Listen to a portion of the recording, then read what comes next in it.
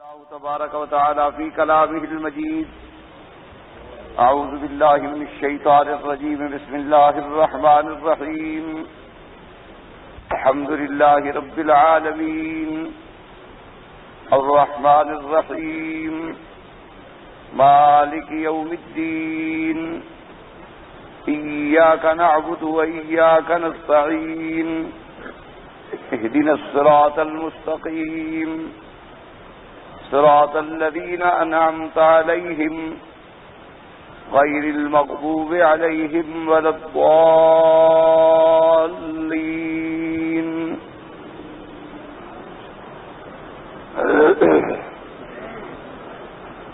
جیسا کہ میں نے کل عرض کیا تھا،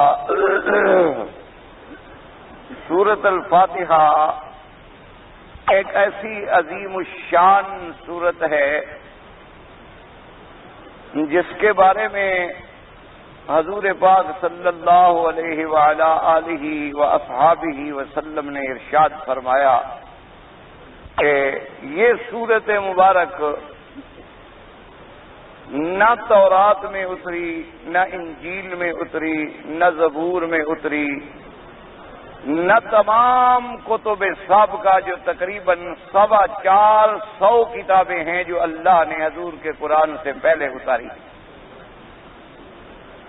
یہ تو زیادہ معروف ہیں، تورات، انجیل، زبور، صحائف، یہ تو معروف کتابیں ہیں، ورنہ 450 کتاب ہے جو نازل ہوئی.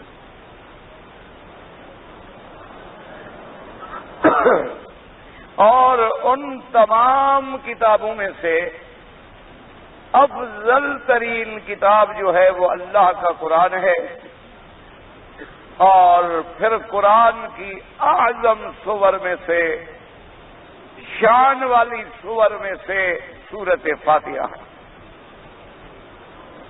اسی لیے اس سورت کے شان نزول کے بارے میں تھوڑا سا اختلاف ہے ائمہ کرام کے نزدیک. بعض تو فرماتے ہیں کہ یہ سورت مدنیہ ہے، یعنی ہجرت کے بعد اتری، لیکن جمہور کا قول یہ ہے اور راجح قول یہ ہے کہ سورۃ فاتحہ مکیہ ہے.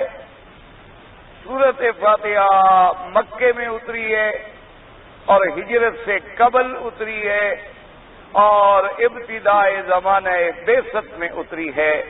یعنی ابھی حضور صلی اللہ علیہ وسلم پر اقرا باسم ربک الذی خلق کی 5 آیتیں اتری، اور پھر سورۃ المدثر کی آیات اتری، اور اسی زمانے میں سورۃ فاتحہ پوری کی پوری سورت جو ہے نازل ہوئی حضور صلی اللہ علیہ وسلم. یہی جمہور کا قول ہے اور یہی قول راجح. اس کی تائید قرآن مقدس میں ہوتی ہے، جیسے آپ پہلے پڑھ چکے ہیں کہ قرآن اپنی تفسیر خود بیان کرتا ہے.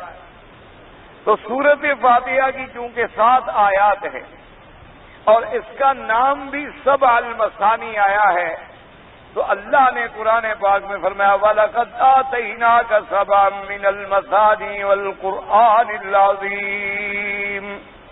اللہ نے فرمایا تاکہ ہم نے آپ کو عطا فرمایا سبع المثانی. تو قرآن نے جب کہا کہ ہم نے آپ، اور یہ اترا مکے میں، تو اس آیت کے اترنے سے پہلے اگر فاتحہ اتر چکی ہو تو پھر اس آیت کا ترجمہ بنے گا. اس لیے علماء نے فرمایا کہ سورۃ فاتحہ ابتداء ما انزل علی رسول اللہ صلی اللہ علیہ وعلی آلہ واصحابہ وسلم تسلیما کثیرا کثیرا. اور اسی طرح علماء کرام نے فرمایا کہ اگر آپ پورے قرآن پاک پہ غور کریں تو پورے قرآن پاک کے بارے میں یوں تصور ایک دماغ میں رکھیں کہ ایک آپ نے سوال کیا، کیونکہ سورۃ فاتحہ جو ہے ایک سوال ہے، دعا ہے، حمد و ثنا ہے، اور آخر میں درخواست ہے کہ اہدنا الصراط المستقیم. تو جو اللہ نے سورۃ الفاتحہ میں ہمیں دعا سکھلائی تھی تو گویا کہ پورا قرآن اسی دعا کے جواب میں نازل ہوا. الف لام میم ذالک الکتاب لا ریب فیہ، کہ اگر صراط مستقیم آپ نے ڈھونڈنی ہے تو پھر میں قرآن اتار رہا ہوں، قرآن کو پکڑو. قرآن کو اگر مضبوطی سے تھام لو گے تو صراط مستقیم پہ پہنچ جاؤ گے. اسی لیے قرآن پاک نے فرمایا وَأَنَّ هَذَا صِرَاطِي مُسْتَقِيمًا فَاتَّبِعُوهُ وَلَا تَتَّبِعُوا السُّبُلَ اسی لیے قرآن نے فرمایا وَاعْتَصِمُوا بِحَبْلِ اللَّهِ جَمِيعًا وَلَا تَفَرَّقُوا، اسی لیے میرے پاک نبی نے فرمایا قرآن جو ہے حبل اللہ المتین، اللہ کی مضبوط رسی جو ہے وہ قرآن ہے۔ اسی لیے حضور پاک نے فرمایا کہ جو لوگ قرآن کی پناہ میں آ گئے وہ ہدایت پا گئے، اور جو قرآن سے اعراض کر گئے وہ ہلاک و برباد ہو گئے۔ اس لیے علماء نے فرمایا کہ سورت فاتحہ میں اللہ نے ہمیں جو سوال سکھلایا تھا تو گویا پورا قرآن جو ہے اسی کا جواب۔ اور اسی طرح بعض علماء کرام نے فرمایا ہے کہ پورے قرآن کا خلاصہ جو ہے وہ سورت الفاتحہ، یعنی اگر قرآن پاک کے سارے سورت البقرہ سے لے کر سورت والناس تک یعنی تمام مضامین کو اگر آپ غور کریں اور تفکر اور تدبر کریں گے تو انہوں نے کہا کہ خلاصہ جو ہے وہ سورت الفاتحہ میں آ جاتا ہے، کیونکہ اہم مضامین قرآن کے کیا ہے؟ توحید۔ اہم مضامین قرآن میں کیا ہے؟ نبوت اور رسالت۔ اہم مضامین قرآن میں کیا ہے؟ مسئلہ معاد۔ کتنے مضمون میں نے عرض کیا تھا؟ قرآن کے سب سے اہم مضامین کتنے ہیں؟ 3 مضمون ہیں، جن کو علماء کہتے ہیں الایمان بالثلاثیات، کہ ان 3 پر ایمان رکھنا ضروری ہے کہ اگر ایک پر بھی ذرا ایمان میں کمی اور کجی آ جائے تو آدمی ایمان میں مومن نہیں رہتا۔ سب سے پہلا مسئلہ کیا ہے؟ مسئلہ الوہیت، مسئلہ توحید بجمیع انواعہ، یعنی توحید الوہیت، توحید ربوبیت، توحید الاسماء فی الاسماء والصفات۔ اسی طرح دوسرا مسئلہ کیا ہے؟ نبوت اور رسالت۔ جیسے توحید پر ایمان ضروری ہے اسی طرح مسئلہ نبوت اور رسالت پر بھی ایمان ضروری ہے۔ اور تیسرا مسئلہ کیا ہے؟ مسئلہ معاد۔ مسئلہ معاد کا کیا معنی؟ کہ مرنے کے بعد ہم نے اٹھنا ہے، حشر ہے، نشر ہے، حساب ہے، کتاب ہے، جنت ہے، جہنم ہے، سزا ہے، جزا ہے، یہ سب معاد میں آ گیا۔ تو 3 مسئلے ہیں پورے قرآن میں۔ پورے قرآن پاک کے مسائل مہمہ جو ہیں وہ 3 ہیں، اور باقی تو پھر اسی پر دلائل ہیں۔ تو اب اگر سورت فاتحہ میں ہم غور کریں اس میں وہ 3 مسائل آ جاتی ہیں۔ سب سے پہلے حمد و ثنا ہے، اللہ کی اسماء و صفات کا اقرار ہے، اور اسی طریقے سے اس کے بعد اللہ تبارک و تعالیٰ کے لیے خالص عبادت کا اعتراف ہے، اسی سے خالص مدد مانگنے کا اعتراف ہے۔ تو مسئلہ الوہیت اور بتمام اسی کے اندر آ گیا۔ اور پھر مالک یوم الدین میں مسئلہ یوم جزا ہے، مسئلہ معاد کا ذکر بھی فاتحہ میں آ گیا۔ اور پھر اہدنا الصراط المستقیم، صراط الذین انعمت علیہم میں اللہ کے انبیاء، اللہ کے صدیقین، اللہ کے شہداء، اللہ کے صالحین کا ذکر ہے۔ تو مسئلہ نبوت اور رسالت بھی آ گیا۔ تو گویا جو 3 مسئلے قرآن میں اہم تھے ان سب کا خلاصہ اگر دیکھا جائے تو وہ سورت فاتحہ میں آ گیا۔ اس لیے علماء نے فرمایا کہ سارے قرآن کا خلاصہ اگر دیکھنا ہو تو وہ سورت الفاتحہ میں موجود ہے۔ اور اسی طرح بعض علماء رحمہم اللہ تعالی علیہم اجمعین ذرا اور آگے بڑھے، انہوں نے کہا کہ اگر سارے قرآن کا خلاصہ دیکھو تو فاتحہ میں ہے، اور فاتحہ کا خلاصہ دیکھو تو پھر بسم اللہ الرحمن الرحیم میں ہے، کیونکہ اس میں کیا ہے کہ ہم مدد پکڑتے ہیں تیرے نام کے ساتھ، شروع کرتے ہیں تیرے نام کے ساتھ، استعانت پکڑتے ہیں تیرے نام کے ساتھ، برکت پکڑتے ہیں تیرے نام کے ساتھ۔ تو صرف اسی کا نام ہمیں سکھلایا جا رہا ہے جس نے قرآن نازل کیا، جس نے انبیاء بھیجے، اور جس پر ہی ایمان مدار نجات ہے۔ تو اصل مسئلہ تو اللہ کی ذات اور اس کی استعانت اور اعانت اور مدد ہے۔ تو گویا کہ پھر فاتحہ کا خلاصہ بسم اللہ الرحمن الرحیم میں آ گیا۔ اور اس سے بھی بعض علماء پھر کچھ اور آگے بڑھے، انہوں نے کہا کہ اگر آپ دیکھیں تو خدا کی قدرت ہے کہ بسم اللہ کا پھر خلاصہ آپ دیکھیں تو ایک نقطے میں آ گیا ہے۔ یعنی اگر باغ نقطے پہ آپ غور کر لیں کہ ساری دنیا اگر گھومتی پھرے گی تو اسی خالق کے دروازے پہ گھومتی پھرے گی، اسی مالک کے دروازے پہ گھومتی پھرے گی کہ ساری خلق محتاج ہے، ساری مخلوق محتاج ہے، ساری دنیا محتاج ہے، اور اسی کی ایک ذات ہے جس کا نام احد ہے، جس کا نام صمد ہے، جو لم یلد ہے ولم یولد ہے، اور جس کا نام اسی آیت بسم اللہ میں موجود ہے کہ اللہ کا کوئی تثنیہ ہی نہیں آیا، کوئی جمع ہی نہیں آئی۔ اس لیے انہوں نے کہا کہ اگر دیکھا جائے تو پھر اس سب کا خلاصہ اسی نقطہ وحدانیت میں آ جاتا ہے. تو اس لیے فرمایا علماء نے کہ یہ ایسی عظیم الشان صورت ہے کہ اللہ تبارک و تعالیٰ نے یہ خصوصیت ہے حضور کی اور آپ کی امت کی کہ آپ کو ایسی صورت اللہ نے عطا فرمائی ہے. تو صورت فاتحہ کے عظیم الشان فضائل اسی لیے ایک حدیث مبارک میں آتا ہے حضور نے فرمایا جو مجھے سب سے بڑی عظیم صورت اور عظمت اور شان والی جو آیتیں ملی ہیں تو پہلے صورت فاتحہ ہے اور پھر خواتین میں صورت البقرہ، یعنی صورت البقرہ جہاں ختم ہوتی ہے نا جی للہ ما فی السماوات وما فی الارض ان تبدوا ما فی انفسکم وتخفوه یحاسبکم بہ اللہ، اس میں آخر میں اور آخر میں اس کے اندر بھی کیا ہے ربنا لا تؤاخذنا ان نسینا او اخطانا. تو معلوم یہ ہوا کہ بندے کا کام ہی مانگنا ہے. فاتحہ میں بھی ہمیں سوال سکھلایا گیا اور خواتین میں سورۃ البقرہ میں بھی ہمیں سوال سکھلایا گیا کہ بندے کا کام مانگنا ہے اور دینے والا جو ہے صرف اللہ تبارک و تعالیٰ کی ذات ہے. اس لیے آپ نے فرمایا یہ آیات جو ہیں بڑی عظمت والی آیات ہیں اور بڑی شان والی آیات ہیں. اور اسی لیے سورۃ الفاتحہ کے بارے میں احادیث مبارک کے اندر بڑے فضائل آئے، بڑے آپ کی فضائل کے اندر بڑی احادیث اور روایات مبارک آئی. اسی لیے بعض ائمہ کرام رحمہم اللہ تعالی علیہم اجمعین تو اس بات پر بھی متفق ہو گئے کہ سورۃ الفاتحہ کے بغیر نماز ہو ہی نہیں سکتی. یعنی انہوں نے کہا کہ جب تک آدمی چاہے اکیلا ہے کسی حال میں ہے جب تک سورۃ فاتحہ نہیں پڑھے گا اس کی نماز جو ہے نماز نہیں ہوگی.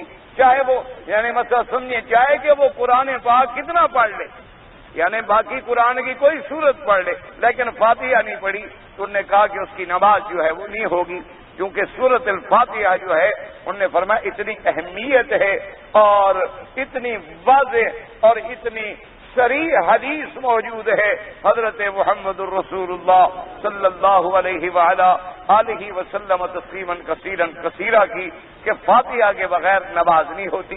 اس لیے بعض ائمہ کرام رحمت اللہ علیہم اجمعین جو ہیں وہ اس طرف تشریف لے گئے کہ فاتحہ کے بغیر جو ہے وہ نماز نہیں ہوتی. لیکن بعض ائمہ کرام یہ فرماتے ہیں کہ اگر قرآن پاک پڑھ لے فاتحہ نہیں پڑھی مثلا لیکن کہیں سے قرآن پڑھ لیا تو نماز تو ہو جائے گی لیکن ایسے کرنا نہیں چاہیے. اس لیے انہوں نے کہا قرآن میں خود موجود ہے فقرؤوا ما تیسر من القرآن کہ قرآن فرماتا ہے کہ نماز میں جو کچھ تمہیں قرآن سے آتا ہے پڑھ لو. تو اگر ہم نے کچھ پڑھ لیا تو وہ ہمارے کا مقام ہو جائے. ہاں یہ مسئلہ الگ ہے فاتحہ کا، یہ مطلق بات تھی، یاد رکھو یہ بات تھی مطلقاً. یہ علیحدہ مسئلہ ہے کہ بھی فاتحہ امام کے پیچھے ہمیں پڑھنی چاہیے یا نہیں پڑھنی چاہیے، علیحدہ مسئلہ ہے. اس مسئلے کا اس مسئلے سے کوئی تعلق نہیں. وہ تو یہ تھا کہ قرآن کے بغیر اگر فاتحہ کے بغیر ہم قرآن کہیں سے پڑھ لیں تو کیا نماز ہو جائے گی؟ تو بعض ائمہ فرماتے ہیں ہو جائے گی اور بعض ائمہ فرماتے ہیں نہ بالکل نہیں ہوگی جب تک کہ فاتحہ نہ پڑھے.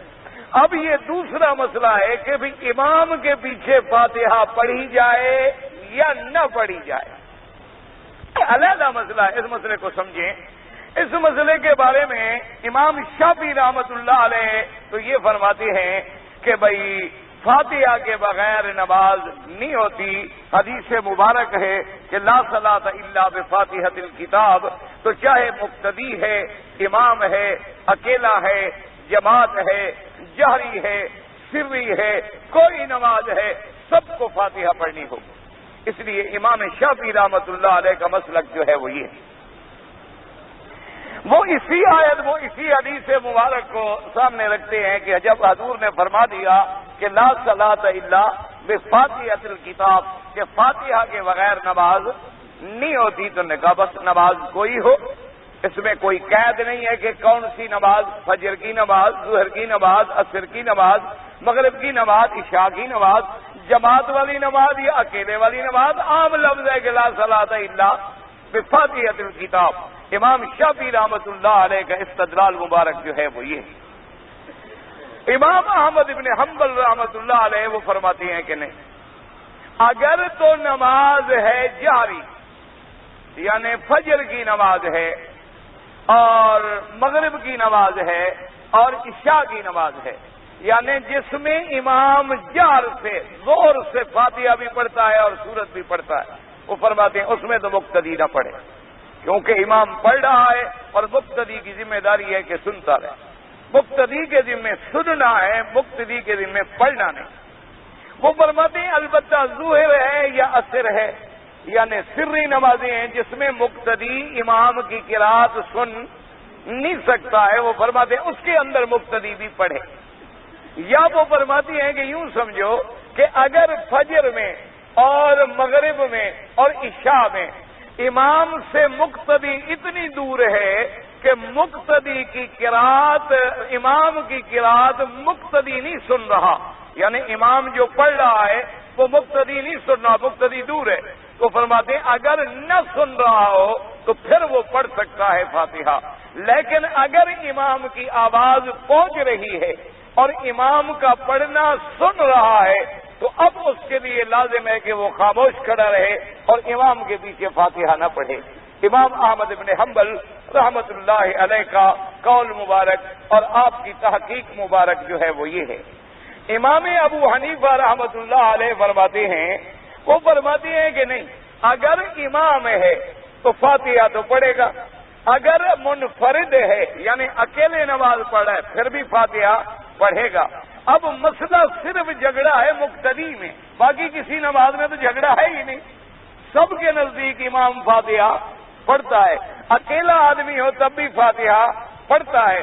اختلاف کی صورت کب ہے کہ جب امام ہے اور مقتدی پیچھے کھڑا ہے، تو اب مقتدی کیا کرے؟ تو امام ابو حنیفہ رحمت اللہ علیہ فرماتے ہیں کہ مقتدی کا کام یہ ہے کہ وہ خاموش رہے، امام کا پڑھنا جو ہے وہ مقتدی کے پڑھنے کے قائم مقام ہے۔ اس کی وجہ یہ ہے کہ امام صاحب رحمت اللہ علیہ فرماتے ہیں کہ اللہ کے قرآن میں آ گیا فَإِذَا قُرِئَ الْقُرْآنُ فَاسْتَمِعُوا لَهُ وَأَنصِتُوا لَعَلَّكُمْ تُرْحَمُونَ، کہ جب قرآن پڑھا جائے تو تمہارا کام کیا ہے کہ تم سنو بھی اور چپ بھی رہو۔ تمہارے ذمہ دو کام ہیں، ایک ہے استماع سننا اور ایک ہے چپ رہنا۔ اگر تم چپ رہو گے اور سنو گے تو اللہ کی رحمت میں آؤ گے، تو اب اللہ کی رحمت مشروط ہے، اور یہ کہنا ہوتا ہے کہ اگر کوئی چیز مشروط ہو تو اذا فات الشرط فات المشروط، جب مشروط چلا جائے گا تو شرط نہیں پوری ہوگی تو مشروط خود بخود نہیں پورا ہوگا۔ مثلا آپ شرط کرتے ہیں کہ اگر تم میرے پاس آئے تو میں تمہارا احترام کروں گا، لیکن جب تم آؤ گے تم نہیں آئے تو میرے دل میں بھی احترام نہیں ہے۔ تو وہ فرماتی ہیں کہ استماع اور انصات پہلے شرط ہے کہ سنو بھی اور چپ بھی کرو، پھر تم پر اللہ کی رحمت آئے گی۔ تو اللہ کی رحمت میں تم تب شامل ہوگے جب تم سنو بھی اور تم چپ بھی کرو۔ اس لیے اب وہ فرماتی ہے امام صاحب رحمت اللہ علیہ، وہ فرماتی ہے کہ سارے ذخیرہ حدیث کو تلاش کریں، یعنی تمام کتب حدیث، جتنی حدیث کی کتابیں ہیں، سیاستہ ہے، اس کے علاوہ جتنی کتابیں ہیں، وہ فرماتی ہیں کہ ان کا کتاب الصلاۃ کھولو، یعنی ان کے نماز کا باب جو ہے اس کو تلاش کرو۔ ایک مقام ہے فاتحہ کی فضیلت کا کہ فاتحہ کی فضیلت بڑی آئی ہے، شان بڑی آئی ہے، اور ایک مقام ہے منفرد اکیلے نماز پڑھنے کے بارے میں، اور ایک مقام ہے بحیثیت امام کے نماز پڑھنے کے بارے میں، اور ایک جگہ ہے جہاں حضور نے مقتدی کو نماز سکھلائی ہے، یعنی ایک جگہ ہے جہاں اللہ کے پاک پیغمبر نے مطلق نماز سکھلائی کہ تم نماز کیسے پڑھو، اور ایک جگہ ہے کہ اللہ کے پاک پیغمبر نے نماز سکھلائی ہے کہ جب تم مقتدی بنو امام کے پیچھے تو کیسے پڑھو، امام کا وظیفہ کیا ہے اور مقتدی کا وظیفہ کیا ہے۔ تو مسلم شریف کے اندر حدیث موجود ہے کہ اب حضور نماز سکھلا رہے ہیں۔ اب دیکھو نا جی، لا صلاۃ الا بفاتحۃ الکتاب، کہ نماز فاتحہ کے بغیر نہیں ہوتی، یہ تو کھلی بات ہے، مطلق بات ہے، اس میں کوئی مقتدی کا لفظ نہیں ہے اور نہ کوئی امام کا اس میں لفظ ہے، تو مطلق بات ہے۔ اسی طریقے سے اب جناب حدیث مبارک آئی، پہلے تو قرآن آ گیا کہ اگر جا رہے تو تم چپ کر کے سنو بھی اور چپ بھی کرو۔ اچھا، بعض علماء نے فرمایا کہ یہ آیت جو ہے یہ نازل ہوئی ہے جمعہ کے خطبے کے بارے میں، یہ قرآن کے بارے میں نازل نہیں ہوئی ہے۔ معنی یہ ہے کہ جب خطبہ پڑھا جائے تو تم چپ بھی رہو اور خطبے کو سنو بھی۔ تو لیکن بیہقی رحمت اللہ علیہ نے اور زرقانی رحمت اللہ علیہ نے لکھا ہے کہ یہ آیت جو ہے نازل ہوئی ہے نماز کے بارے میں۔ اور ویسے بھی یہ سوچو کہ اگر خطبے کے وقت میں بھی چپ رہنا ضروری ہے اور سننا ضروری ہے، کیوں؟ کہ اس میں بھی اللہ کا قرآن اور نبی کی حدیث کا بیان ہوتا ہے، تو جب خطبے کے لیے چپ کرنا اور سننا ضروری ہو تو قرآن کے لیے تو اور زیادہ ضروری ہو گیا۔ اگر ہم سمجھیں کہ خطبے کے لیے بھی ہمیں چپ رہنا ہے کہ جب امام خطبہ پڑھا رہا ہے ہم چپ رہیں، تو جب امام خود قرآن پڑھ رہا ہو تو پھر ہم کیا کریں؟ تو اس لیے امام صاحب نے فرمایا ایک تو اللہ کے قرآن کی یہ آیت ہے، اور دوسرا ایک حدیث مبارک میں آ گیا کہ من کان لہو امام فقراءۃ الامام لہو قراءۃ، کہ جس آدمی کا امام کما قال، جس آدمی کا امام ہے، امام کا پڑھنا جو ہے وہ مقتدی کا پڑھنا ہے۔ یہ بھی حدیث مبارک آ گئی۔ اچھا، اسی طرح حضور نے اب جناب ہمیں نماز سکھلائی، فرمایا اذا کبر فکبروا، جب امام اللہ اکبر کہے تو تم کیا کہو؟ اب یہاں امام کا وظیفہ بھی بتلا رہے ہیں اور مقتدی کا وظیفہ بھی۔ حضور اب دونوں کو نماز سکھلا رہے ہیں، امام کو بھی اور مقتدی بھی۔ اذا کبر، جب امام تکبیر کہے تو تم کیا کہو؟ بھی اللہ اکبر کہو۔ اور اس کے بعد فرمایا اس کے بعد اذا رکع، جب رکوع کرے تم کیا کرو؟ اور جب وہ سجدہ کرے تم کیا کرو؟ سجدہ کرو۔ اب امام کے بھی فرائض بتلا رہے ہیں اور مقتدی۔ فَإِذَا قَرَأَ فَأَنصِتُوا، اور جب وہ پڑھے تم کیا کرو؟ تو اب مقتدی کو کیا سمجھایا؟ مقتدی کو یہ بھی فرمایا جب وہ پڑھے تم بھی پڑھو، جیسے کہا تھا نا جب وہ تکبیر کہے تم بھی تکبیر کہو، جب وہ رکوع کرے تم بھی رکوع کرو، جب وہ سجدہ کرے تم بھی سجدہ کرو، اور جب وہ پڑھے تم بھی پڑھا کرو۔ یہ تو نہیں فرمایا اذا قرأ، جب امام پڑھے تو تم چپ کرو۔ اچھا، اب اس میں بھی بات آ سکتی تھی کہ جی پتہ نہیں امام پڑھے، پتہ ہے سورت پڑھے، فاتحہ کی بات تو نہیں ہے، وہ بھی حضور نے واضح فرما دی اذا قال غیر المغضوب علیہم ولا الضالین فقولوا، اب امام کہے غیر المغضوب علیہم ولا الضالین تو تم کیا کہو؟ اب اتنی بڑی وضاحت کے بعد بھی کوئی شبہ رہ گیا کہ امام کے ذمہ کیا تھا؟ غیر المغضوب علیہم ولا الضالین، یہ فاتحہ کی پڑھنا کس کے ذمہ تھا؟ اور ہمارے ذمہ کیا بچا؟ آمین کہنا ہے۔ ورنہ حضور فرماتے ہیں نا جب وہ پڑھے الحمدللہ رب العالمین تم بھی پڑھو الحمدللہ رب العالمین، جب وہ پڑھے الرحمن الرحیم تم بھی پڑھو الرحمن الرحیم۔ سورت فاتحہ تو الحمد سے شروع ہوتی ہے، غیر المغضوب علیہم ولا الضالین سے شروع نہیں ہوتی، تو غیر المغضوب علیہم ولا الضالین تو ختم ہو رہی ہے۔ تو اللہ کے نبی نے فرما دیا کہ جب امام پڑھے غیر المغضوب علیہم ولا الضالین فقولوا، اب تمام مقتدیوں کا وظیفہ کیا ہے؟ وہ کہیں آمین۔ اب ہمارے ذمہ صرف آمین کہنا ہوا۔ تو اب امام ابو حنیفہ رحمۃ اللہ علیہ نے فرمایا کہ جب حضور نے مقتدی کو خود سمجھا دیا ہے تو حضور کی بات کا سمجھانا ہماری سمجھ سے زیادہ اعلیٰ اور زیادہ بہتر ہے کہ حضور صلی اللہ علیہ وسلم نے دونوں کے کام ہی تقسیم کر دیے کہ امام کا کام یہ ہے اور مقتدی کا کام یہ ہے۔ اور جن حدیثوں میں مقتدی کا ذکر ہے وہاں پڑھنے کا حکم نہیں بلکہ چپ رہنے کا حکم ہے، اور جن حدیثوں میں پڑھنے کا ذکر ہے وہاں مقتدی کا ذکر ہی نہیں ہے۔ تو اب جناب اندازہ فرمائیں کہ امام صاحب نے قرآن کی آیت پر بھی عمل کیا، اذا قرئ القرآن فاستمعوا له وانصتوا لعلکم ترحمون، کہ جب اللہ کا قرآن پڑھا جائے سنو اور چپ رہو۔ اس آیت پہ بھی عمل ہو گیا۔ اور اللہ کے نبی نے فرمایا کہ فاتحہ کے بغیر نماز نہیں ہوتی۔ امام صاحب نے کہا بالکل ٹھیک ہے، اکیلا ہے تو فاتحہ پڑھے، امام ہے تو فاتحہ پڑھے۔ اب اگر مقتدی ہے، امام نے تو فاتحہ پڑھی ہے، نماز تو فاتحہ کے بغیر نہیں ہے نا، نماز میں تو فاتحہ موجود ہے، نماز فاتحہ کے بغیر نہیں ہوتی۔ ہاں اگر امام بھی فاتحہ نہ پڑھتا تو پھر نماز نہ ہوتی کہ نماز بغیر فاتحہ کی تھی، لیکن نماز جب امام نے فاتحہ پڑھ لی تو گویا نماز میں فاتحہ آ گئی، تو لہذا نماز بغیر فاتحہ کے نہ رہی۔ اور پھر اس حدیث پہ بھی عمل ہو گیا جس کا امام ہو وہ قرات کرے، مقتدی کی قرات جو ہے وہی امام کی قرات مقتدی کے لیے کافی ہے۔ اور صحیح مسلم کی حدیث پہ بھی عمل ہو گیا کہ جب امام پڑھے تو تم چپ رہو۔ اس لیے امام ابو حنیفہ رحمۃ اللہ علیہ کے نزدیک یہ حکم ہے کہ مقتدی کے ذمہ یہ ہے کہ مقتدی خاموش رہے، کیونکہ وہ فرماتے ہیں کہ آخر امام کو اللہ کے نبی نے فرمایا کہ امام ضامن ہے، تو ضامن امام کس بات کا ہے؟ اگر اللہ اکبر اس نے کہا ہم نے بھی کہا، ثنا اس نے پڑھی ہم نے بھی پڑھی، رکوع اس نے کیا ہم نے بھی کیا، سجود اس نے بھی کیا ہم نے بھی کیا، التحیات اس نے بھی پڑھی ہم نے بھی پڑھی، سلام اس نے بھی پھیرا ہم نے بھی پھیرا، تو امام نے آخر ہمارا بوجھ کون سا اٹھایا؟ کس چیز کا قائم مقام بنا امام؟ باقی تو سارے کام وہ بھی کر رہا ہے اور سارے کام ہم بھی کر رہے ہیں، تو یہی ایک چیز تو ہے کہ امام جو قرات کر رہا ہے وہ ہمارے بدلے میں قرات بن رہی ہے۔ اور اسی طرح امام صاحب فرماتی ہیں کہ ویسے بھی تم دیکھ لو تمام قرآن و حدیث کے دلائل کو سامنے رکھ کر کہ اگر ایک امام ہے اور پیچھے حرم کا 20 لاکھ آدمی نماز پڑھ رہا ہے، اچھا امام سے غلطی ہو گئی اور امام کو سجدہ سہو کرنا پڑا، تو امام غلطی پر جب سجدہ سہو کرے گا تو مقتدی سجدہ سہو کریں گے یا نہیں کریں گے؟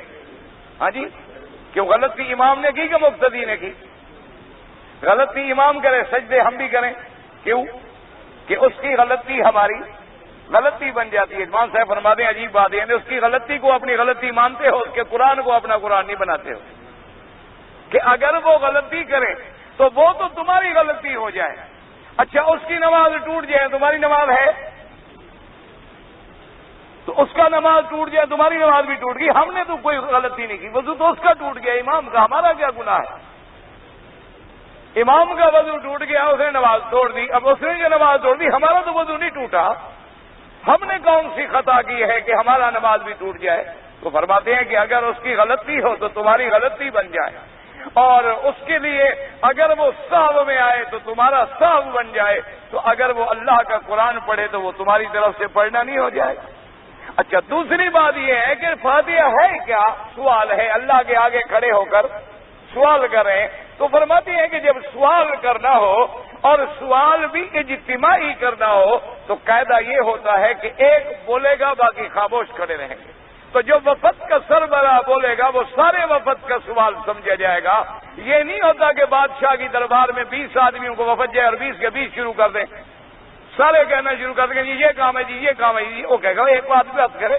تو اگر دنیا کے بادشاہوں کے کچھ آداب ہیں تو جب آپ ملک الاملاک کے دربار میں کھڑے ہوتے ہیں تو وہاں بھی ایک درخواست پیش کرے گا اور ہم سب آمین کہہ کر اس کے رکوع کے مطابق رکوع کر کے اس کے سجود کے مطابق سجود کر کے یہ فیصلہ کریں گے کہ یا اللہ جس کو ہم نے امام بنایا ہے جو یہ درخواست کرے، ہماری بھی سب یہی دعا ہے، ہمارا بھی سب یہی مقصد ہے۔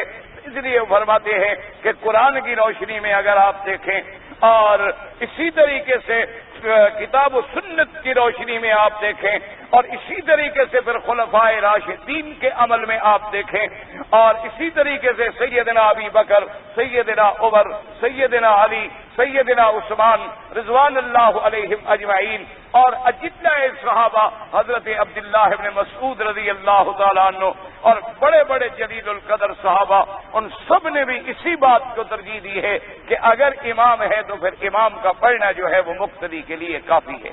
لیکن اتنے دلائل کے باوجود یاد رکھیں ہم تمام ائمہ کو برحق سمجھتے ہیں، ہم کہتے ہیں اللہ ان پہ کروڑوں رحمتیں فرمائے، کیونکہ ان کا مقصد بھی ایک علم کی تحقیق تھا، ان کا مقصد بھی حضور پاک کے فرمان پہ پہنچنا تھا، ان کا مقصد بھی حضور پاک کی اتباع کرنی تھی۔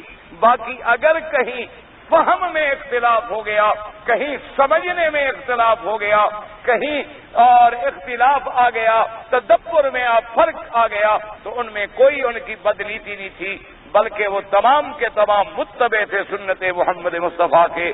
اللہ تبارک و تعالیٰ ان پہ کروڑوں رحمتیں کرے۔ اور کبھی کبھی ایسا ہوتا ہے کہ ایک فرمان ہوتا ہے، اس کے سمجھنے والے 2 آدمی ہیں، ہر آدمی اپنی فہم کے مطابق سمجھ لیتا ہے، جیسے کہ میرے آقا نے خاتم الانبیاء حبیب کبریا حضرت محمد الرسول اللہ صلی اللہ علیہ وعلا آلہ وصحابہ وسلم تسلیما کثیرا کثیرا، اللہ کے کروڑوں صلاۃ و سلام ہوں میرے مدنی پاک کی ذات پہ، آپ نے اپنے صحابہ کو حکم دیا، فرمایا کہ لا صلاۃ صلوا صلاۃ العصر لا صلاۃ الا فی بنی قریظہ او کما قال النبی صلی اللہ علیہ وسلم، آپ نے فرمایا کہ تمام میری جماعت فوج کی جو مجاہد تھے حکم دیا کہ عصر کی نماز نہ پڑھو مگر بنی قریظہ میں، بنی قریظہ یہودیوں کی بستی تھی، حضور نے فرمایا کہ جلدی عصر کو پہنچو اور ان کا محاصرہ کر لو، گھیرے میں لے لو۔ صحابہ کی جماعت دوڑ پڑی، ابھی راستے میں تھے، مدینے پاک سے نکلے، بنی قریظہ میں نہیں پہنچے، عصر کا وقت آ گیا تو بعض صحابہ نے کہا بھی جلدی جلدی نماز پڑھ لو اور چلیں۔ صحابہ نے کہا، حضور نے فرمایا کہ نہیں، عصر کی نماز پڑھو بنی قریظہ میں، ہم تو جب تک بنی قریظہ میں نہیں پہنچیں گے نماز نہیں پڑھیں گے، حضور کا حکم ہے کہ عصر کی نماز ہم نے پڑھنی ہے بنی قریظہ میں۔ تو ان صحابہ نے کہا، اللہ کے بندے، منشا حکم یہ تھا کہ جلدی کرو، دیر نہ کرو، یہ منشا حکم نہیں تھا کہ راستے میں نماز کا وقت ہے تو نماز ہی چھوڑ دو، یا اگر ہمیں پہنچتے پہنچتے عصر کا نماز کا وقت چلا جائے تو ہم نماز چھوڑ دیں۔ اللہ نے قرآن میں نماز کے اوقات معین کر دیے ہیں، نماز کے اوقات تو تبدیل نہیں ہوں گے، حضور کے فرمان کا منشا یہ تھا کہ جلدی پہنچو، یہ نہیں تھا کہ راستے میں کسی کو پیاس لگے تو پانی بھی نہ پیے، یا راستے میں اگر کوئی بات نہیں تھا تو آدھے صحابہ نے تو راستے میں نماز پڑھ لی اور بنی قریظہ پہنچ گئے، اور آدھے صحابہ نے نماز بھی بنی قریظہ میں جا کے پڑھی، راستے میں نماز نہیں پڑھی۔ جب حضور کے سامنے آئے تو انہوں نے کہا، حضور ہمارا تو درمیان میں اختلاف ہو گیا، ہم نے کہا کہ ہم تو بنی قریظہ میں بھی جائیں گے تو پھر پڑھیں گے، اور انہوں نے کہا کہ نہیں، نماز کا وقت آ گیا ہے، مقصد ہے نماز پڑھو جہاں پڑھو لیکن جلدی پہنچو۔ حضور نے فرمایا تم دونوں نے ٹھیک کیا، کیونکہ مقصد تم دونوں کا اتباع تھا، اگر انہوں نے نماز پڑھی اور بنی قریظہ میں پہنچ گئے تب بھی میرے حکم کی تعمیر ہو گئی، اور تم لوگوں نے ظاہری حکم پہ عمل کر کے نماز ہی وہیں جا کے پڑھی اور وقت بھی موجود تھا، الحمدللہ تم نے بھی ٹھیک کر لیا۔ اب حالانکہ سمجھا دونوں نے اپنی اپنا، لیکن چونکہ دونوں کی نیت اخلاص کے پر تھی اور دونوں کی نیت اتباع محمد مصطفیٰ تھی تو حضور نے دونوں کو فیصلہ فرما دیا کہ تم دونوں سچے ہو۔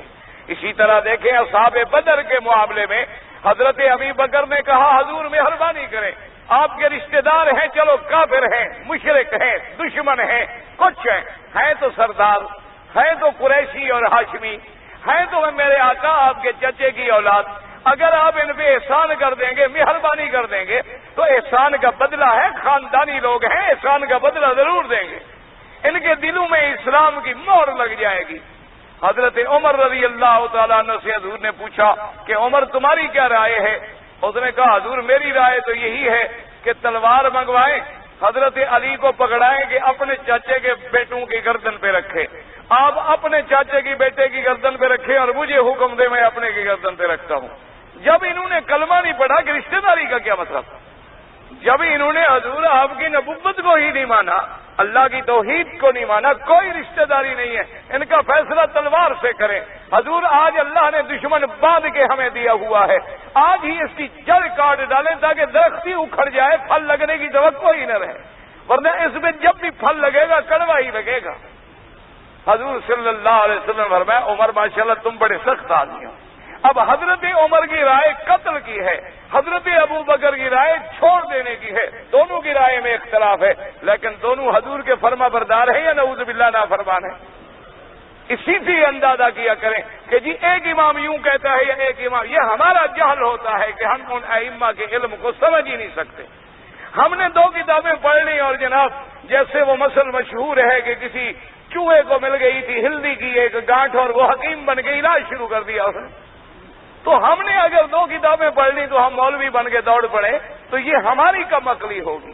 اللہ تبارک و تعالیٰ نے جنہیں علم عطا فرمایا، جنہیں مقام امامت عطا فرمایا، جنہیں تفقہ فی الدین عطا فرمایا، اور پھر ان کا زمانہ اقرب زمانہ ہے رسول اللہ کا صلی اللہ علیہ وآلہ آلہ وصحبہ وسلم تسلیما کثیرا کثیرا کا، ان تمام کا مقصد کیا تھا؟ اتباع سنت محمد مصطفیٰ صلی اللہ علیہ وسلم۔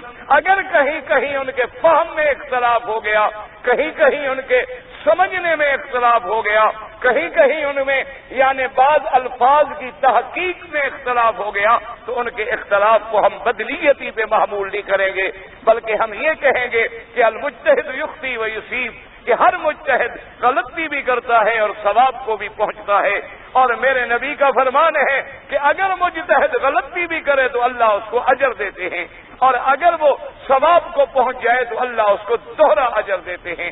تو جمیع ائمہ کرام، جمیع ائمہ محدثین اور جمیع ائمہ فقہا، جمیع ائمہ قراء، اللہ ان کی قبروں پہ کروڑوں رحمت نازل فرما دے۔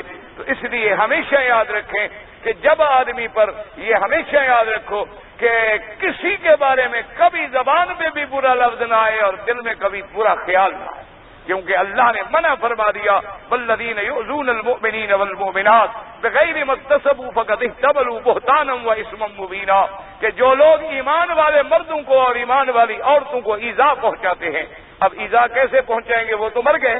ایذا پہنچانے کا معنی یہی ہے کہ ان کے خلاف گندی باتیں کرتے ہیں، ان کے خلاف رقیق الفاظ استعمال کرتے ہیں، ان کے خلاف نازیبا جملے کہتے ہیں، تو فرمایا کہ وہ بہتان باندھ رہے ہیں اور اللہ کے عذاب کے لیے وہ تیار ہو جائیں۔ اور اسی لیے بزرگوں نے لکھا ہے کہ جب کسی بندے پہ اللہ ناراض ہو جاتا ہے تو وہ اللہ کے پاک بازوں کی گلہ اور غیبت میں لگ جاتا ہے۔ جب کوئی آدمی کسی اللہ والے کی، کسی بہت بڑے محدث کی یا عالم کی غیبت میں لگا ہوا ہو، سمجھو کہ اللہ ناراض ہے، اس نے اپنے پاکوں کے خلاف لگا دیا، اور جو اس کے پاکوں کے خلاف لگ جائے اس سے اللہ پھر خود جنگ فرماتے ہیں، اور جس سے اللہ جنگ فرماتے ہوں پھر اس کی کامیابی کا کوئی سوال ہی پیدا نہیں ہوتا۔ تو اس لیے ہمیشہ تمام ائمہ کا احترام، تمام ائمہ کا اکرام، تمام ائمہ کی تعظیم کریں۔ ہاں اگر اس لیے علماء نے فرمایا کہ مثال کے طور پر ایک آدمی کے منہ سے ایک ایسا کلمہ نکل گیا کہ اس کے اندر 99 احتمال ہے کفر کا، 99 احتمال ہے کفر کا، ایک احتمال ہے اسلام کا، یعنی اس نے بات ایسی کی ہے کہ 99% تو کفر معلوم ہوتا ہے، لیکن 1% کچھ بات لگتی ہے کہ شاید یہ مراد ہو تو اسلام بھی ہو سکتا ہے، تو نے کہا اس کو کافر نہ کہو، کیا پتا کہنے والے کا یہی 1% مراد ہو اور وہ 99% اس کے دماغ میں بھی نہ ہو، یہ تم اپنی طرف سے سوچ رہے ہو۔ تو اسلام نے کتنی بڑی احتیاط کا ہمیں حکم دیا ہے کہ اگر کسی کا کوئی قول پڑھیں یا کسی کی کوئی بات پڑھیں تو اس کو سمجھنے کی کوشش کریں، اور اگر سمجھ میں نہ آئے تو کہیں اللہ رحمت فرمائے، اللہ تبارک و تعالیٰ اس پہ رحمت فرمائے۔ بہرحال مجھے تو سمجھ نہیں آ رہی، مجھے تو معلوم ہو رہا ہے کہ اس نے غلطی کی ہے، لیکن اللہ تبارک و تعالیٰ اس پہ رحمت فرمائے، اللہ تبارک و تعالیٰ ان سے تجاوز فرمائے، اللہ تبارک و تعالیٰ ان کی بخشش فرمائے۔ ہم ان کے بارے میں نہ کہیں مگر کلمہ حق کہیں، کلمہ خیر کہیں اور کلمہ رحمت کہیں۔ تو بہرحال فاتحہ جو ہے اتنی بڑی عظیم صورت ہے، اسی لیے ایک حدیث مبارک میں آتا ہے کہ فاتحہ مبارک جو ہے اس کے کئی نام ہیں، کیونکہ یہ قاعدہ ہے نام جتنے زیادہ ہوں اتنی عظمت زیادہ ہوتی ہے۔ اب دیکھیں اللہ کے کتنے نام ہیں ماشاءاللہ، 99 نام تو صحیح حدیث میں ہے نا۔ اسے بعض علماء نے لکھا ہے 1000 نام ہیں، اور بعض علماء نے لکھا ہے کہ 3000 نام ہیں، حتیٰ کہ ابن کثیر رحمۃ اللہ علیہ نے انہوں نے بھی ایک بڑی کتاب لکھی ہے بڑی اچھی، الاسنا فی اسماء اللہ الحسنی، یعنی اللہ کے ناموں کو جمع فرمایا ہے، کیونکہ ابن کثیر رحمۃ اللہ علیہ بھی بڑا عظیم آدمی تھا، نجیب محدث بھی تھا، مفسر بھی تھا، فقیہ بھی تھا، مورخ بھی تھا، ماشاءاللہ اللہ نے تمام علوم کا مجموعہ بنایا تھا رحمۃ اللہ علیہ، اور اللہ نے ان کے اخلاص کو کیسے قبولیت بخشی ہے کہ کسی مدرسے میں چلے جائیں، مدرسہ حنبلیوں کا ہو تب بھی ابن کثیر پڑھی جا رہی ہے، مدرسہ مالکیوں کا ہو تب بھی ابن کثیر پڑھی جا رہی ہے، مدرسہ حنفیوں کا ہو تب بھی ابن کثیر پڑھی جا رہی ہے، اور شافعیوں کا ہو تو وہ تو ہے ہی شافعی، وہ ہے امام شافعی رحمۃ اللہ علیہ کے مسلک پر، یعنی ہر مسلک کے علماء اپنے اپنے مدارس میں اس تفسیر کو ترجیح دیتے ہیں۔ یہ قبولیت اللہ کی طرف سے ہوتی ہے، اللہ تبارک و تعالی جس کی کتاب کو مقبول کر دیں اس کی مرضی ہے، اللہ تبارک ان کے اخلاص کا نتیجہ۔ اب دیکھیں نا بخاری شریف کتنی مقبول ہے، کسی دنیا کے مدرسے میں چلے جائیں بخاری شریف موجود، یعنی ایک عام جاہل آدمی بھی ہو نا جس کو بخار اور بخاری کا بھی پتہ نہ ہو، وہ بھی بات کرو تو کیا کہ جی بخاری شریف میں ہے، یعنی اتنا اللہ نے اس کو عظمت بخشی ہے، اللہ اس پہ کروڑوں رحمت نازل فرمائے کہ اللہ تبارک و تعالیٰ نے ان کی کتاب مبارک کو اتنا مقبول فرما دیا کہ عام آدمی بھی جانتا ہے، اچھا جی یہ بخاری شریف میں ہے، اچھا اس بیچارے کو پتہ ہی نہیں ہوتا حالانکہ بخاری شریف کیا ہے، اس غریب کو یہ بھی پتہ نہیں ہوتا کہ بخاری شریف کتاب کا نام بھی بخاری شریف ہے، اس کو یہ بھی پتہ نہیں ہے، اس کو یعنی عام آدمی سے پوچھے گا جی کون سی کتاب رہی جی بخاری شریف، بھائی نام کیا ہے اس کا، تو نام ان کو نہیں آتا، بس بخاری شریف، تو اس کے علاوہ بیچارے نام بھی نہیں جانتے، لیکن اللہ نے ایسا مقبول فرما دیا، یعنی آدمی حیرت ہوتی ہے، یہ اللہ کی شان ہے، اللہ تبارک و تعالی جن کی محنتوں کو قبول فرما لے۔ اصل بات یہ ہوتی ہے میرے عزیز کے اخلاص کی بات، جیسے شاہ ولی اللہ محدث دہلوی رحمت اللہ علیہ، اللہ نے ان کے فرزند پیدا فرمائے شاہ رفیع الدین اور شاہ عبد القادر رحمت اللہ علیہ، اور دونوں نے قرآن کا ترجمہ لکھا۔ اچھا تمہاری ہماری طرح ترجمہ نہیں لکھا، شاہ عبد القادر رحمت اللہ علیہ نے 40 سال میں قرآن کا ترجمہ لکھا اور 40 سال مسجد سے باہر نہیں گئے، 40 سال مسجد میں گویا معتکف ہو گئے، مسجد کے اندر رہے اور 40 سال میں ترجمہ ختم کیا پھر مسجد سے باہر گئے۔ تو اتنے اخلاص سے، اتنی پاک بازی سے جس بندے نے اللہ کے قرآن کا ترجمہ لکھا ہو تو پھر اللہ کے ہاں مقبول تو ہونا ہے، لیکن وہ پرانے زمانے کی اردو ہے، اور اس زمانے میں اردو بڑی سخت مشکل اردو بولی جاتی تھی، تو اس لیے بعد میں پھر علماء نے اس کے ترجمے کو کچھ سہل بنانے کی کوشش کی۔ یہ اللہ کی شان ہے، اللہ جس کو نوازتے ہیں۔ شاہ ولی اللہ محدث دہلوی کے خاندان میں جو بھی اولاد آتی گئی، یعنی ایک سے ایک بڑھ کے آتا گیا اور پہلے کو بھلاتا چلا گیا، ایک سے ایک بڑھ کے عالم پیدا ہوا، محدث پیدا ہوا، مفسر پیدا ہوا، تو یہ اللہ کی طرف سے مقبولیت ہوتی ہے، اللہ جسے عطا فرماتا۔ اسی طرح آپ دیکھ لیں شیخ الہند کا ترجمہ ہے جو انہوں نے مالٹا کے قید خانے میں بیٹھ کے لکھا تھا، حالانکہ اس وقت کون سی ان کے پاس مراجع ہوں گے، کون سی ان کے سامنے کتابیں ہوں گی، کون سی انہوں نے جناب ساری کتابوں کو سامنے رکھا ہوگا، لیکن اللہ تبارک و تعالیٰ کی شان ہے کہ آج بھی بڑے بڑے علماء جب کسی ترجمے میں الجھ جائیں تو پھر وہی ترجمہ اٹھا کے دیکھتے ہیں، اسی کے اندر مسئلہ موجود ہوتا ہے، لیکن شرط یہ ہے کہ علم رکھتا ہو اور سمجھ بھی رکھتا ہو، اور اسے ماننا سمجھنے کا بھی اللہ نے علم عطا فرمایا ہو۔ اگر وہ مفعول میں فرق ہی نہ کر سکے، فاعل اور مفعول میں، ترجمہ کیا سمجھے گا غریب؟ معلوم اور مجہول میں ہی فرق نہ کر سکے، یا مفعول لہو، مفعول بہی، مفعول ماہو، مفعول مطلق میں فرق نہ کر سکے، تو اسے ترجمے کی چاشنی اور لذت کا پتہ نہیں لگ سکتا۔ لذت کا پتہ اس کو لگتا ہے کہ لغت عربیہ کے علوم سے بھی ماہر ہو، اور پورے قرآن پاک کا ذخیرہ بھی دماغوں میں ہو، اور احادیث مبارک پر بھی نظر ہو، اقوال صحابہ پر بھی نظر ہو، ہر ترجمہ دیکھے پر سمجھ آتا ہے کہ اس نے کیا ترجمہ کیا اور اس نے کیا ترجمہ کیا۔ اسی لیے بڑے بڑے علماء نے ترجمہ کیا، اور بعض مترجمین ایسے بھی پیدا ہوئے جن سے غلطیاں ہوئی، جن سے خطائیں ہوئی، اللہ ان کی خطاؤں سے درگزر فرمائے، اللہ تبارک و تعالیٰ ان کی محنتوں کو قبول فرمائے۔ اور اب تو ہماری تو بدقسمتی ہے، ہم تو ایک ایسے دور میں آ گئے، میں اگلے دن بیٹھے ہوئے اخبار میں پڑھ رہا تھا، وہ ایک کوئی گانے والا ہے، کوئی سنگر قسم کا کوئی آدمی ہے، بھٹی پتہ نہیں عنایت حسین کیا نام ہے اس کا، میرے خیال میں ہوگا بھی ملنگ شیعہ ہی ہوگا، نام ایسا لگتا ہے، اندازہ یہ، اس نے کہا میں بھی قرآن کی تفسیر لکھ رہا ہوں۔ میں نے کہا انا للہ و انا الیہ راجعون۔ اللہ تبارک و تعالی رحمت فرمائے کہ اب جب یہ گانے والے اور میراثی قرآن لکھنے پہ آ جائیں، جنہوں نے کبھی نورانی قاعدہ بھی نہ پڑھا ہو، تو پھر وہ اللہ کا قرآن کی تفسیر لکھیں گے تو پھر اس سے زیادہ اور کیا ماتم ہو سکتا ہے اور ظلم ہو سکتا ہے؟ پھر وہ اپنی مرضی سے ادھر ادھر سے لکھے گا جو اس کے عقل میں آئے گا۔ تو اس لیے بعض لکھنے والوں سے خطائیں بھی بڑی ہوتی ہیں، دعا کریں اللہ ان کو ہدایت۔ اگر وہ لکھ رہا ہے تو اللہ اس کو ہدایت دے اور اسلام نصیب فرمائے، صحیح عقیدہ نصیب فرمائے اور علماء کی صحبت نصیب فرمائے، کیونکہ قرآن ایک ایسی چیز ہے، حضور نے فرمایا جو قرآن میں اپنی رائے سے کوئی کلمہ کہہ دے وہ جہنم میں اپنا ٹھکانہ بنا لے۔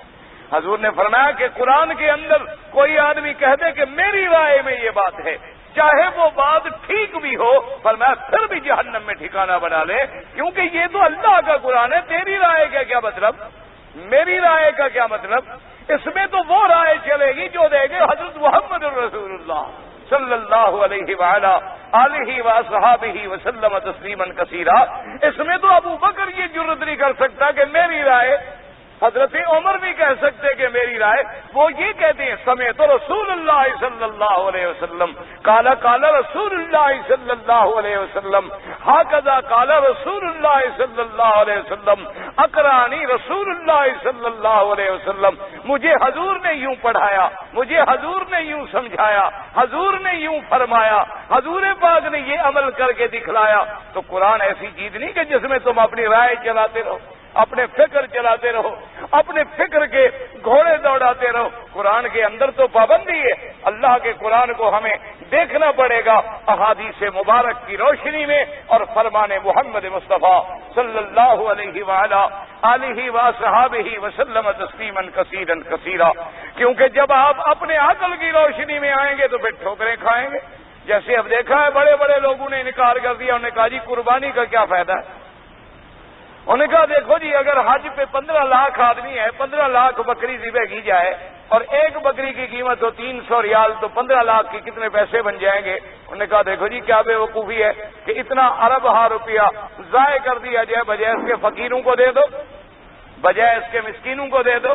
تو یہ قربانی کا مسئلہ ہو، کہتے ہیں پہلے زمانے میں ٹھیک ہے لوگ غریب ہوں گے ان کو گوشت نہیں ملتا ہوگا، اب تو ہر آدمی گوشت کھاتا ہے، قربانی کرنے کی کیا ضرورت؟ اب اپنی عقل آ گئی، اپنی عقل جب آ گئی تو اب قرآن اور حدیث، اور جن کے دماغوں میں یہ ہے کہ نہ اللہ نے حکم دیا ہے کہ قربان باہدیم بالغ الکعبہ، اللہ نے حکم دیا ہے فمن تمتع منکم، اگر کوئی متمتع ہو یا قارن ہو تو اس کو قربانی دینی ہوگی۔ اور حضور نے فرمایا سنت ابیکم ابراہیم، تمہارے ابے کی سنت ہے۔ اور یاد رکھو ایک چیز ہوتی ہے، مثلا آپ کہتے ہیں نا جی ایک جان کا بدلہ ہے، جان کا بدلہ تو ہو گیا، لیکن روح جو اللہ نے ہمیں دی ہے اس کا کوئی بدلہ؟ یعنی انسان کے اندر کتنی چیزیں ہیں؟ 2 چیزیں، ایک جان ہے اور ایک روح ہے۔ روح زیادہ قیمتی ہے یا جان زیادہ قیمتی ہے؟ جان کی صدقے تو آپ ساری زندگی کرتے رہتے ہیں، تو جب آپ قربانی کرتے ہیں وہ روح دار چیز ہے نا، گویا تم اپنے روح کی طرف سے ایک قربانی دے رہے ہو۔ تو اللہ تبارک و تعالیٰ کی اس کے اندر حکمتیں ہیں، اب اس کا عوض غیر روح والی چیز تو بن ہی نہیں سکتی، پیسے کیسے بنے اس کا عوض؟ اگر پیسوں میں تم روح ڈال دو تو پھر ہم لے لیں گے، لیکن اس لیے جن کی دماغ میں قرآن اور حدیث ہوگا وہ کہیں گے بھی نہیں، حضور بھی تو پیسوں کا حکم دے دیتے کہ بھی اونٹ ذبح نہ کرو، پیسے دے دو، خیرات کر دو، لیکن فرمایا کہ نہیں اونٹ ذبح کرو، اللہ کے نبی کی سنت پوری کرو۔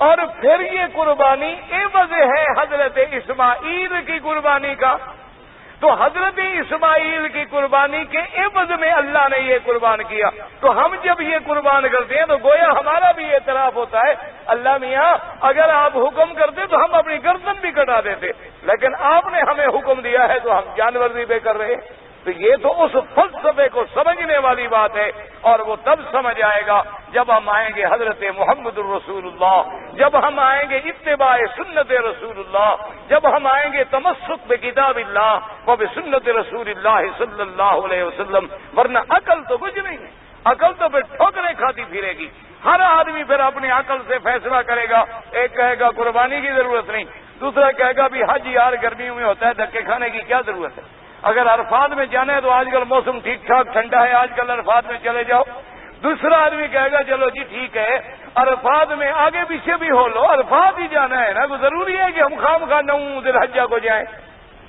تو پھر اگر آپ عقل سے فیصلے کرتے چلے جائیں گے۔ اچھا اسی طرح ایک آدمی کہے گا کہ دیکھو جی ہماری ایک آدمی کھڑا ہے اس کی ہوا مثلا نکل گئی، ہوا تو ایک جگہ سے نکلی، سارا وضو ہم کیوں کریں؟ عقل نہیں مانی، اگر دیکھو جی اب قصور تو ایک چھوٹی سی جگہ کا ہے نا، تو وضو ہم سارا دوبارہ شروع جی عقل میں نہیں آتی بات، تو اس لیے وضو کی بھی کوئی ضرورت نہیں، اور کسی دوسرے آدمی کے ذمہ آ جائے گا، وہ کہے گا ٹھیک ہے جی عجیب بات ہے، انسان کو یہ کون سا عقل ہے کہ آدمی اپنے گھر میں بہن پالتا رہے، جب جوان ہو جائے تو دوسرے آدمی کو پکڑ دے، خود نکاح کیوں نہ کرے؟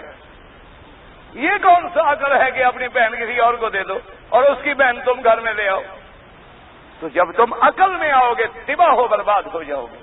عقل جب وحی کی روشنی میں آئے گا تو پھر صراط مستقیم پہ آئے گا، کہ جب عقل کو ہم تابع کریں گے اللہ کے اور اللہ کے رسول پاک کے، کیونکہ اللہ کے رسول سے نہ عقل والا کوئی بڑا ہے نہ کوئی علم والا بڑا ہے۔ یا تو تمہارا عقل حضور کے عقل سے زیادہ ہے، تمہارا علم حضور کے علم سے زیادہ ہے، تمہاری فکر حضور کی فکر سے زیادہ ہے، تمہارا تقوی اور عبادت اور اللہ تبارک و تعالیٰ سے تعلق حضور سے زیادہ ہے۔ اگر نہیں ہے تو پھر جو حضور کا فرمان ہے اسی کے غلام بن جاؤ۔ اس لیے اللہ تبارک و تعالیٰ نے ہمیں جو چیزیں عطا فرمائی ہے، قرآن بھی ہمیں اسی وقت سمجھ آئے گا جب ہم قرآن کو قرآن کی روشنی میں سمجھیں گے، قرآن کو سنت رسول پاک کی روشنی میں سمجھیں۔ تو اس سورت مبارک کے بھی اللہ نے بڑے، حدیث پاک میں آتا ہے کہ بڑے نام ہیں۔ ایک نام اس کا ام الکتاب بھی ہے۔ ام کہتی ہے ماں، تو ماں جیسے اصل ہوتی ہے اولاد کی، تو گویا یہ بھی خلاصہ ہے پورے قرآن کا، اس کا نام ام الکتاب بھی ہے۔ اسی کا نام فاتحۃ الکتاب بھی ہے، کیونکہ ہر کتاب کو شروع کیا جاتا ہے تو اللہ کا قرآن اسی سے شروع ہوتا ہے، تو اس لیے اس کا نام فاتحۃ الکتاب بھی ہے۔ اور اسی طریقے سے سورۃ الفاتحہ کا نام جو ہے ام القرآن بھی ہے، جیسے کہتے ہیں نا ام الراس، آخری یہ جگہ جو ہے ام الراس ہے، تو قرآن کی گویا خلاصہ جو ہے اور چوٹی جو ہے وہ اللہ کی قرآن کی سورت فاتحہ ہے، تو اس کا نام ام القرآن بھی ہے۔ اور اسی کا نام سبع المثانی بھی ہے۔ کیا معنی؟ مثانی معنی متکرر، بار بار، کیا مطلب؟ یعنی جو بار بار نمازوں میں پڑھی جاتی ہے۔ اور سبع سے کیا مراد ہے؟ 7، تو اللہ کے قرآن کی فاتحہ کی آیتیں بھی 7 ہیں، اور خدا کی قدرت ہے کہ جنت کے دروازے بھی 7 ہیں۔ اور اللہ کا بندہ جب سجدہ کرتا ہے تو کتنے اعضاء پہ سجدہ کرتا ہے؟ 7 اعضاء پہ سجدہ کرتا ہے۔ یہ اللہ کی حکمتیں ہیں کہ ہفتے کے دن بھی 7 ہیں، آسمان بھی 7 ہیں، زمینیں بھی 7 ہیں، طواف کے چکر بھی 7 ہیں، 7 صفا بین المروہ کے چکر بھی 7 ہیں، جنت کے دروازے بھی 7 ہیں، اور فاتحہ کی آیتیں بھی 7 ہیں۔ لیکن حکمتیں میرا اللہ جانتا ہے، میں نے تو ویسے بات کی ہے، اس کا شریعت سے یا مسئلے سے کوئی تعلق نہیں، ہمیشہ یاد رکھنا، کیونکہ جس چیز کا قرآن اور حدیث ہمیں حکم نہ دے، ہمیں کیا طاقت ہے کہ ہم بات کر سکیں؟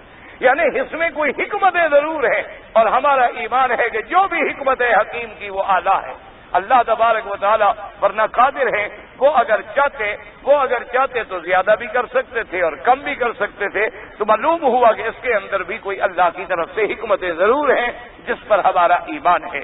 تو اسی طرح اس فاتحہ کا نام سبع المثانی بھی ہے، اور بعض علماء نے فرمایا مثانی کا معنی متکرر، یعنی بار بار۔ کیا معنی؟ انہوں نے کہا نزلت بمکہ و نزلت بالمدینہ، کہ یہ سورت ایک دفعہ مکے میں نازل ہوئی اور ایک دفعہ میرے مدنی پاک پہ مدینے پہ نازل ہوئی، تو لہذا چونکہ یہ 2 دفعہ نازل ہوئی ہے اس لیے اس کو مثانی بھی کہا جاتا ہے۔ اور اسی طرح اس سورت مبارک کے نام میں اور بھی آتا ہے، واقعہ بھی ہے، کافیہ بھی ہے، شفا بھی ہے۔ زندگی باقی انشاءاللہ تو بات باقی۔